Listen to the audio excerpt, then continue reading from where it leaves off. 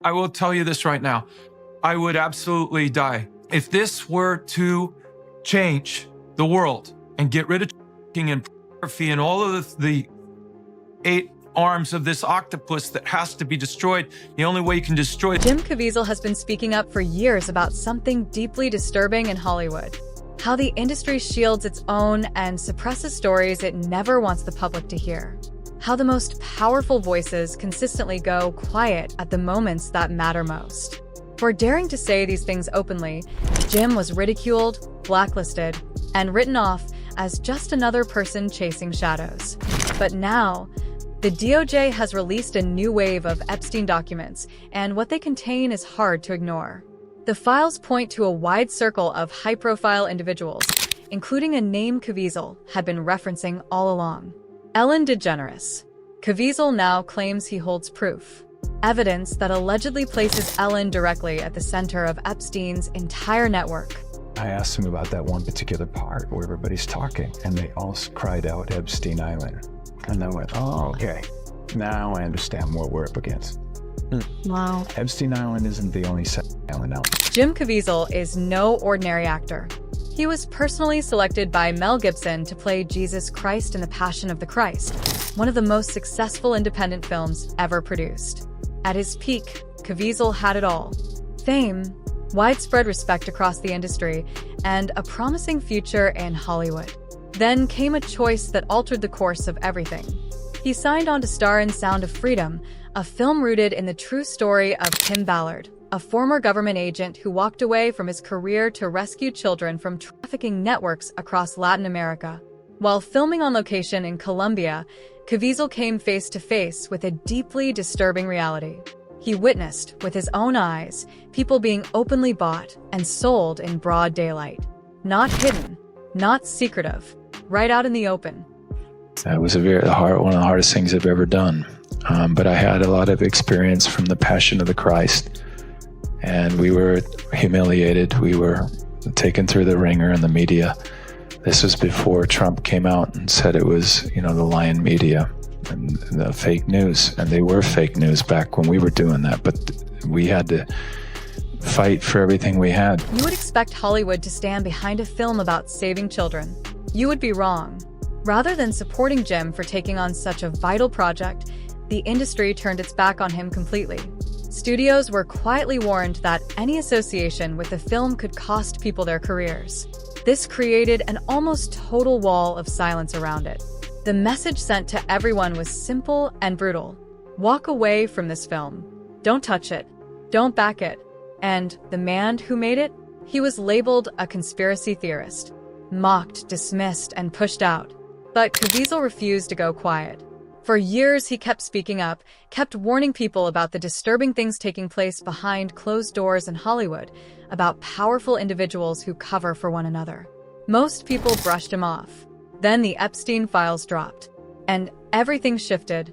Those documents exposed a vast web of influential names tied to Epstein's criminal world, along with a deeply rooted culture of silence protecting it all. Names that Caviezel had been pointing to for years. It turns out Jim Caviezel had been telling the truth all along. We just weren't ready to hear it. Suggested to me that this is probably why this world cabal is involved in all of this stuff. And it has a lot to do with the blood of our children. The public is now awakening to the thing, but eventually leads you to other places like Epstein. Throughout all these discussions, who exactly was Jim Caviezel referring to? One name that repeatedly came up was Ellen DeGeneres. Reports based on unconfirmed claims say that leaked emails and audio recordings allegedly linked her to a high-level connection with Epstein. It's important to remember that none of these accusations have been proven. However, the situation drew more attention after news about the Epstein files surfaced, as Ellen was reportedly said to have left the U.S., relocated to the countryside in England, and listed her Montecito mansion for sale. Ellen DeGeneres went from being one of the most loved people in Hollywood to one of the most hated. Now she announced her career is over and she's fleeing the U.S. Let's talk about the timeline. In October 2024, 3 months before the biggest release of Epstein documents, Ellen sold her California home. She then bought a $15 million property in the Cotswolds, England, and quietly moved out of the country. That move set off a wave of online questions and theories. Why leave the US right before those documents go public? Why sell the house? Why go completely quiet? Her exit from America came after her talk show ended, following serious complaints about a toxic work environment behind the scenes. On top of that, her show's executive producer, known as Twitch, tragically died during this same period. Unverified reports claimed he left a note mentioning knowledge of dark secrets tied to powerful figures, including Ellen. Again, nothing confirmed, but the timing alone has kept people talking. And the questions don't stop at the Epstein files. Back in March 2020, comedian Kevin Porter posted on Twitter calling Ellen one of the meanest people he had ever encountered. He asked others to share their own experiences, offering donations to the LA Food Bank for every story shared. Thousands of people responded, and the stories they told painted a very troubling picture of who Ellen really was behind closed doors. Not change.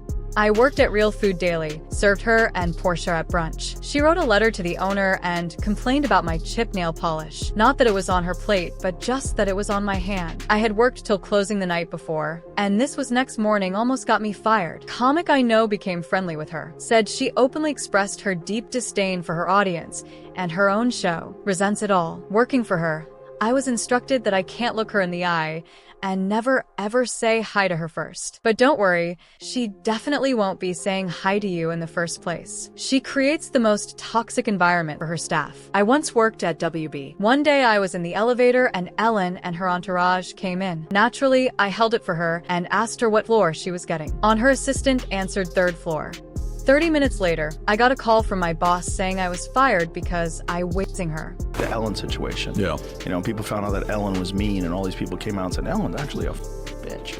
And then we're like, oh, yeah. I can't believe it. And she lost everything. She fell apart, disappeared, because people found out that this character that she was portraying in a half an hour on a television show is not really who she was. My buddy Greg, who was one of her writers, was like, she's a piece of shit. And he was like, she's a monster. But it didn't stop there. A total of 36 former employees came forward with allegations, and this time it wasn't just about Ellen. 3 of her executive producers were also called out directly. Kevin Lehman, executive producer and head writer, had more than 10 separate allegations made against him. Ed Glavin, another executive producer, faced 5 accusations of inappropriate physical contact. Jonathan Norman, a 3rd executive producer, was accused by one employee of attempting to commit a serious act, with 3 additional employees backing up that claim. All 3 men denied every allegation made against them. Warner Media, the company behind the show, launched a formal investigation. When it was over, Glavin and Lehman were fired. Norman left as well. They were let go. Then in September 2020, at the start of season 18, Ellen stepped in front of the camera and addressed it all. She apologized to everyone who had been affected and acknowledged that what happened on her show was her responsibility. Welcome to season 18 of the Ellen DeGeneres Show. A new chapter. That's what Ellen promised today as she returned to her studio and spoke out for the first time about the controversy swirling around her. This summer, there were allegations of a toxic work environment at our show. And then there was an investigation. I learned that things happened here that never should have happened. She apologized and promised to do better. The truth is, I am that person that you see on TV. I am also a lot of other things. Sometimes I get sad, I get mad, I get anxious, I get frustrated, I get impatient, and I am working. But for many former employees and viewers, her apology felt hollow and long overdue. Liar, hypocrite. That's my reaction. She's known about this for 17 years. She's created this culture. I was there from day one. We were all petrified of her. She was not nice. So, what exactly is Jim Caviezel claiming? His alleged proof has not singled out Ellen DeGeneres in sensational headlines. Instead, he has highlighted a systemic pattern within Hollywood. He describes a network where powerful figures act as gatekeepers, validating those around them, using their platforms to build trust while remaining silent on critical issues. He uses a metaphor, the 8-armed octopus. Cutting off one arm does not dismantle the entire structure. You can remove one person, one producer, one host, but the system remains. The other arms keep moving. When Ellen's name surfaced in the Epstein discussions, many saw it as fitting in Caviezel's framework.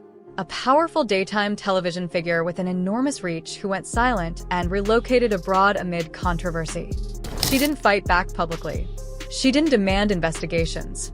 She didn't use her platform to expose anything. She just left and went quiet. That silence speaks louder than any denial. But Ellen is not alone in this silence. Late-night hosts like Jimmy Kimmel, Jimmy Fallon, Stephen Colbert, Seth Meyers. These are figures known for addressing scandals. They talked about Harvey Weinstein. They talked about R. Kelly. But on the Epstein file discussions involving Ellen, this silence underscores Caviezel's point about the industry's control over which stories are amplified and which are suppressed. Some stories are allowed, others are not. The pattern of silence is not new. Harvey Weinstein's stories were known within Hollywood for decades before public exposure. R. Kelly's misconduct was documented but ignored for years. More recently, Diddy is under federal investigation. And each time the industry responds with shock and claims of ignorance, claims that often prove untrue. People knew. They always knew. Caviezel argues that this system is not broken. It is functioning as designed, protecting the powerful through silence, ridiculing early questioners, controlling the narrative. The machine works exactly the way it was built to work. Jim Caviezel's warnings about Hollywood's protective silence have gained new relevance. With the release of the Epstein files, he was dismissed as a conspiracy theorist, blacklisted, mocked, and now the files are proving he was right. Ellen DeGeneres's involvement, while not proven criminal, fits into a broader pattern. Powerful figures maintain their image, while uncomfortable truths remain hidden. The $15 million estate in England, the timing of her departure, the silence, not proof of a crime, but a pattern worth noticing. The industry's inconsistent responses to scandals, the silence of major media platforms and systemic gatekeeping, all highlight a culture that prioritizes protection over transparency. As more information emerges, the public and industry alike will have to confront these uncomfortable realities. The story is far from over, and the coming revelations will test the industry's willingness to break its silence and address the systemic issues at its core. So, we'll leave you with this question. What do you think the silence means? Is it fear, complicity, or simply self-preservation? Jim Caviezel risked his career to speak. Others with the same platform said nothing. Share your thoughts in the comments below.